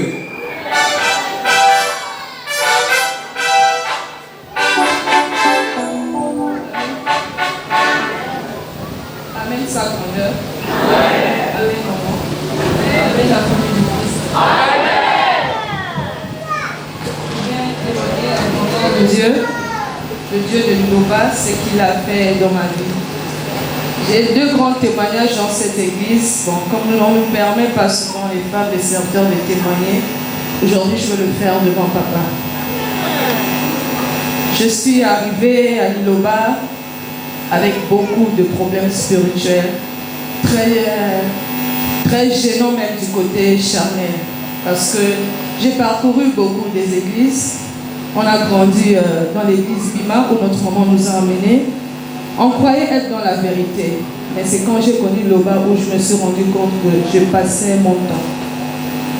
Arrivée à Liloba, j'avais une maladie spirituelle. J'étais très embêtée par le mari de nuit. Il y avait un mari de nuit qui me perturbait beaucoup, au point où j'avais du mal à tenir dans une relation. Si je faisais trop dans une relation, c'était peut-être 1 an, et puis un bon matin, la personne te dit qu'il ne veut plus. Donc je me disais, c'était quoi le problème que j'avais exactement? On te voit en route, une jolie femme, entreprenante, tu es là, tu te bats pour survivre. Mais au fond, j'avais des problèmes spirituels qui me dérangeaient énormément. Et c'est comme ça que je suis arrivée à l'église Liloba Nzambe. Le responsable sortant m'a reçu. Il m'a prophétisé. Je ne lui ai rien dit. Tout ce qu'il disait sur moi, c'est ce que je suis en train de vivre. Et c'est comme ça qu'il m'a mis sur la cure de jus. Pour être bref, j'ai commencé à utiliser le jus, à me laver avec, à l'utiliser vraiment dans tous les sens, où moi-même j'ai même créé pour essayer de trouver la guérison. La nuit, quand je dormais, je sentais comme si je m'accouplais avec un homme. Et le matin, je me réveillais vraiment avec des choses bizarres dans mon corps.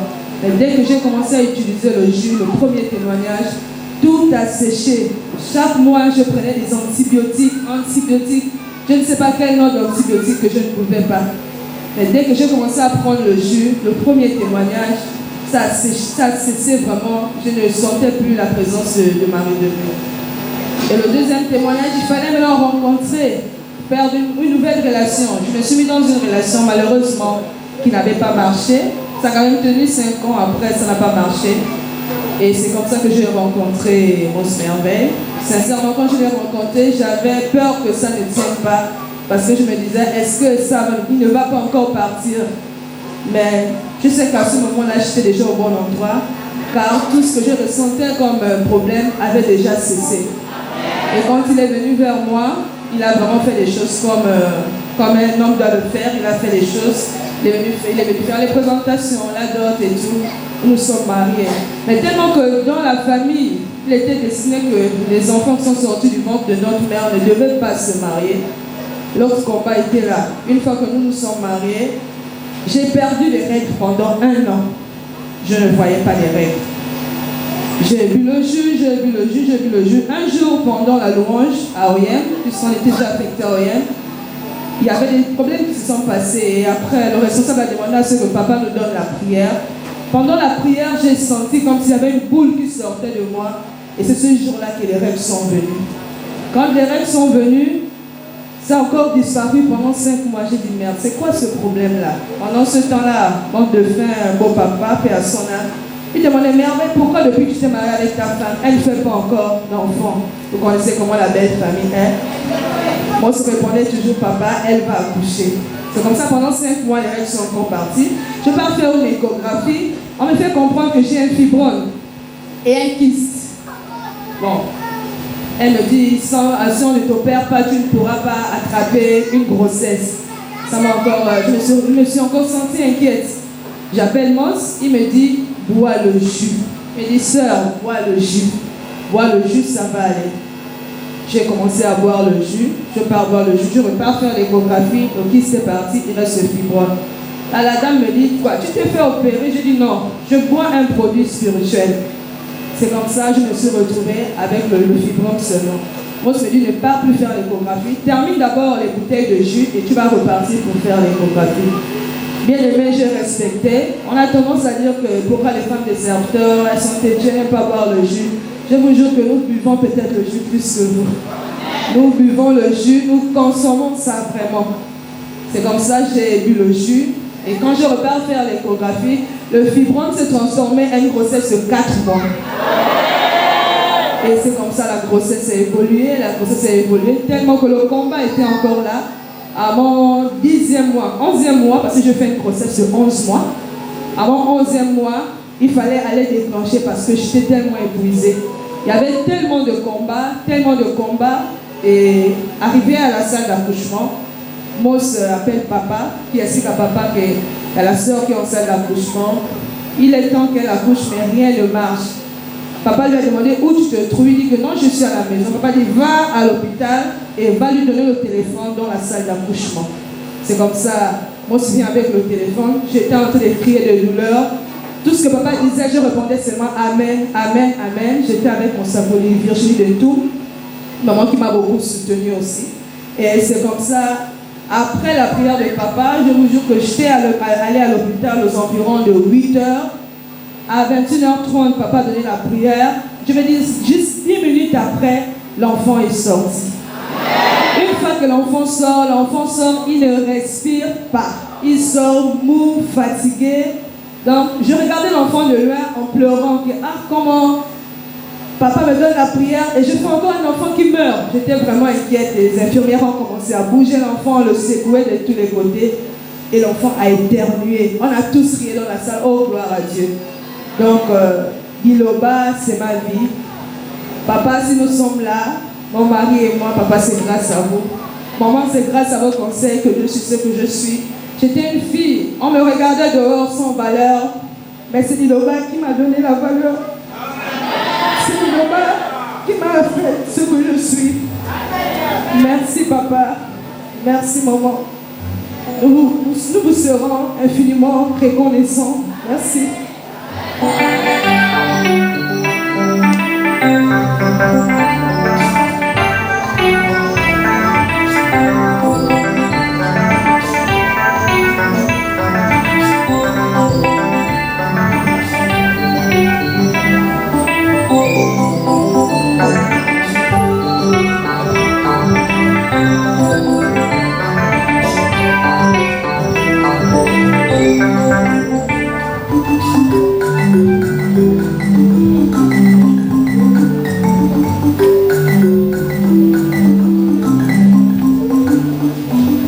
Amen, peuple de Dieu. Ça fait 1 an et 4 mois que je suis dans l'Iloba. À l'Iloba, c'est mon fiancé qui m'emmène. Il a commencé à venir ici. Après, comme on a eu des soucis, on a perdu notre fille. Ça fait déjà 2 ans. Ça fait 2 ans qu'on a perdu notre fille. Après, c'était un peu compliqué dans notre relation et tout. J'avais l'impression que Dieu m'avait abandonné parce que je n'attrapais plus de retard. J'avais même perdu mes menstrues. Je ne réglais plus. Dans la relation, c'était compliqué. Ici, les parents ne voulaient plus. Oh, c'est une famille des sorciers. Comment tu es avec... tu es dans une famille où une jeune fille comme toi, tu n'arrives plus à faire d'enfants, les morts-nés, vous perdez l'enfant, et tout le monde. On m'a demandé de quitter de la relation, on s'est séparés un bon bout de temps. Après, on a repris, en cachette même. Je n'ai plus dans ma relation, en cachette. Lui, il a commencé à venir à l'Iloba.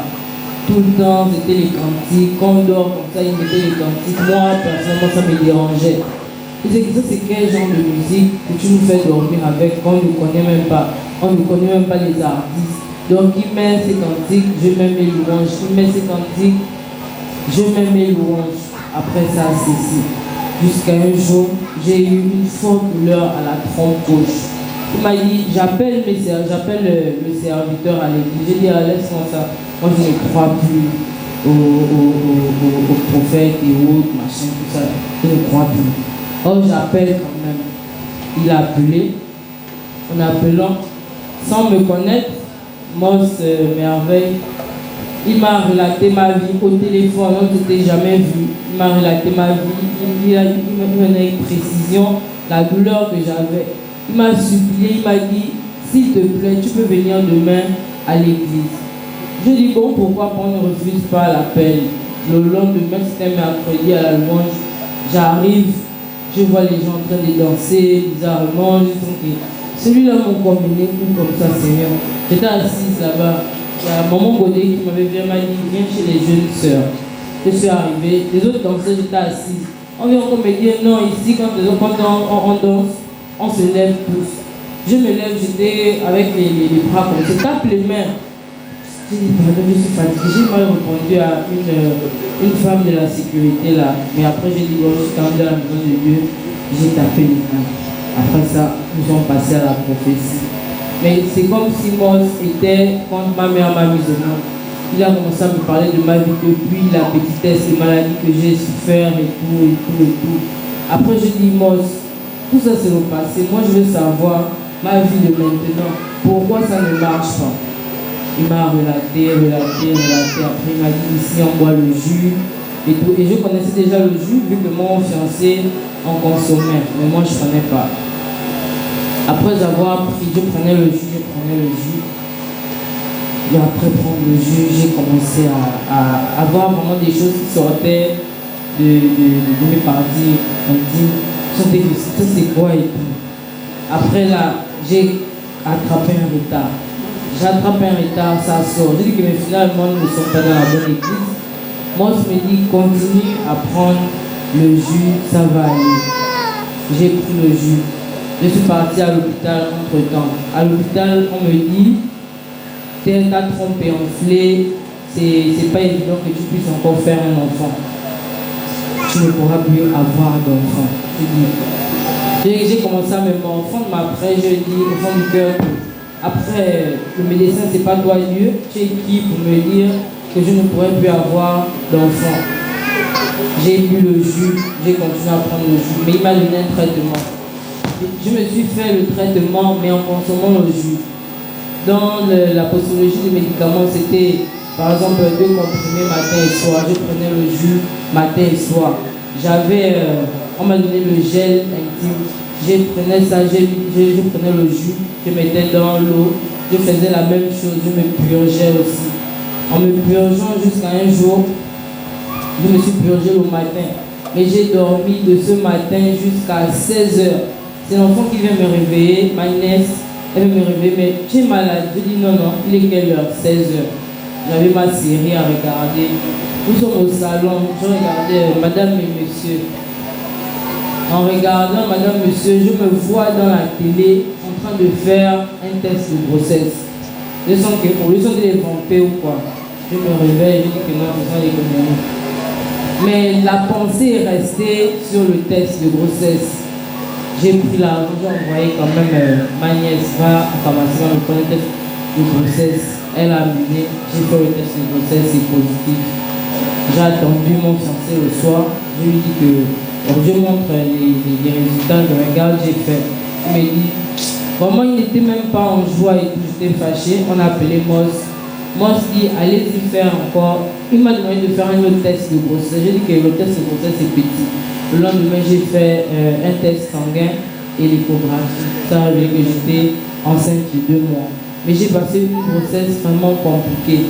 Entre les saignements, les douleurs, la grossesse menaçait tellement. Mais j'ai dit, j'ai mis ma foi en Dieu, je suis déjà au bon endroit. Je prends mon jus, ça va aller. J'ai mis ma foi. Vraiment, c'est ma foi qui m'a sauvé parce que on peut tout prendre, tu peux boire le jus, mais si tu ne mets pas la foi, si tu ne crois pas, rien ne va se passer. Tu vas pleurer, tu vas te poser des questions, pourquoi les autres, pourquoi pas moi. En moins d'1 an, j'ai reçu mon témoignage. J'ai fait 10 mois de grossesse. J'ai fait 3 jours à l'hôpital, comme j'avais déjà accouché par ça. On m'a dit que je devais passer au bloc le lendemain, le lundi. Mais il y a une dame, une sage-femme, elle était de garde, je ne la connaissais même pas. Vraiment pas. Elle est arrivée, elle me dit, toi tu es encore là. Je dis oui, je suis encore là, je passe au bloc demain. Elle me dit non, tu ne vas pas passer au bloc. Je termine les deux qui sont en salle d'accouchement, après je viens vers toi. Quand elle m'emmenait en salle d'accouchement, le médecin de garde lui dit, la dame, elle passe au bloc demain, qu'est-ce que toi tu veux faire? Elle ne peut pas accoucher par voie basse. Mais si tu t'engages, tu vas signer les papiers si quelque chose arrive à la dame. La dame m'a dit, rien ne va t'arriver, à croire que c'est un ange. Comme vous voyez, elle m'a dit rien ne va t'arrêter. Elle a fait déjà accoucher par voie basse. Dieu merci. Amen. Et voici le bébé, il a 1 mois et 1 semaine.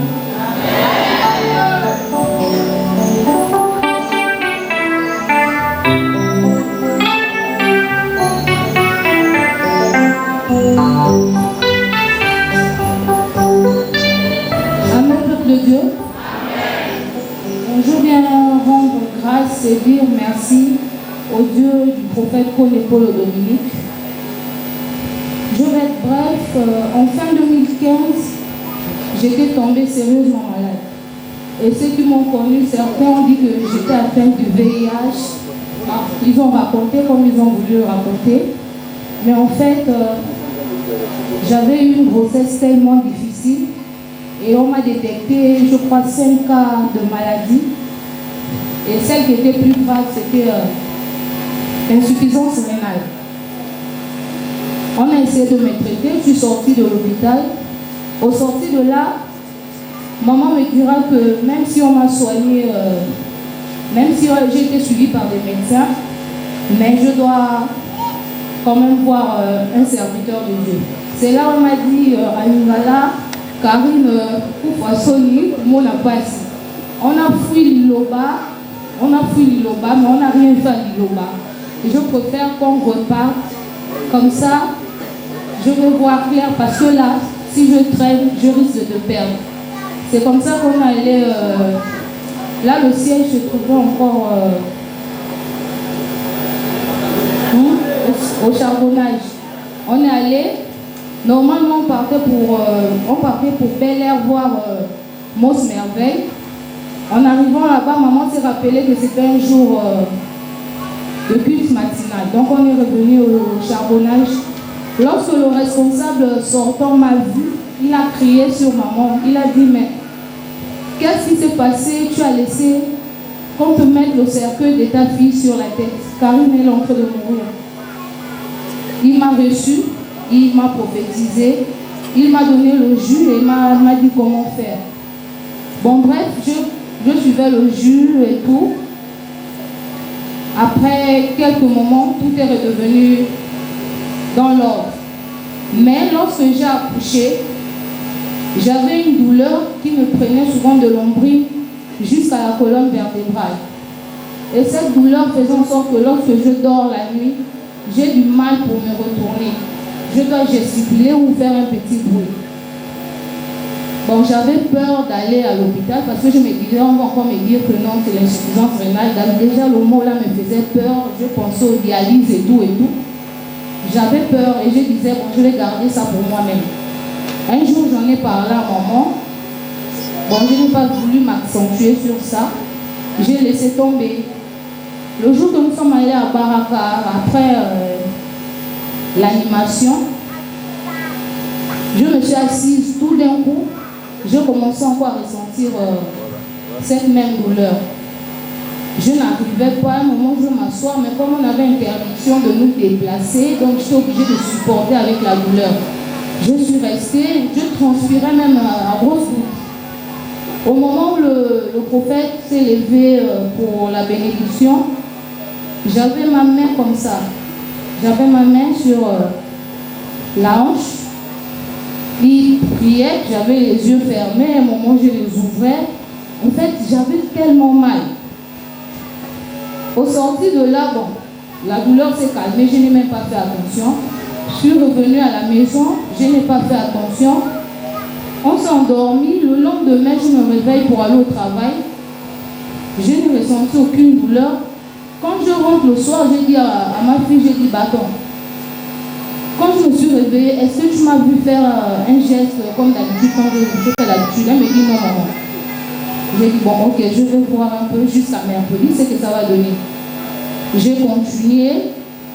Mardi, c'est pareil. Mercredi. Et jusqu'aujourd'hui, je vous assure, je n'ai plus jamais cette douleur. Je dors tranquille, je me réveille tranquillement. Et je crois fermement que je suis guérie de ça. Voilà pourquoi j'ai dit merci au Dieu du prophète Kodeko Dominique. Et vraiment, nous sommes au bon endroit. Parce que cette église a beaucoup fait. Moi-même, je suis un témoignage d'ici. Cette église a beaucoup fait pour moi. Cette église m'a sauvé de la mort. Ça m'a sauvé de la mort, moi et ma fille. Ça m'a épargné de beaucoup de choses. Ça m'a enlevé dans la boue où j'étais. Parce que oui, vraiment, je reviens de la boue. Je reviens de la boue. Et grâce à ma petite soeur qui est là, grâce à elle, malgré ma têtuesse, mais elle nous a montré le bon chemin. Elle nous a montré le bon chemin. On se retrouvait dans cet endroit. Vraiment, je dis merci à ce Dieu-là. Amen.